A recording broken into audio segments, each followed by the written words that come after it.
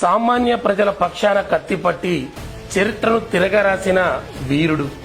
మొఘల్ సామ్రాజ్యానికి వ్యతిరేకంగా పోరాడి తెలంగాణ ప్రాంతాన్ని కాపాడిన వీరుడు.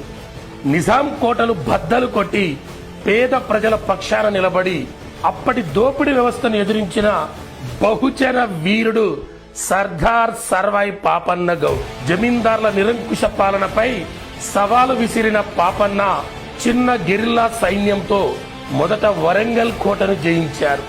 తన అసాధారణ యుద్ధ నీతితో సుబేదార్లను మట్టి కరిపించి గోల్కొండ కోటపై జెండా ఎగరవేసి బహుజన రాజ్యాన్ని స్థాపించాడు. ఈరోజు ఆ మహానుభావుడి జయంతి సందర్భంగా హైదరాబాద్లోని ట్యాంక్ బండ్ పై విగ్రహం ఏర్పాటు చేసేందుకు శంకుస్థాపన చేశారు. 1650 ఆగస్టు 18న ప్రస్తుతం జనగాం జిల్లాలోని రఘునాథపల్లి మండలం కిలాషాపూర్ గ్రామంలో జన్మించారు.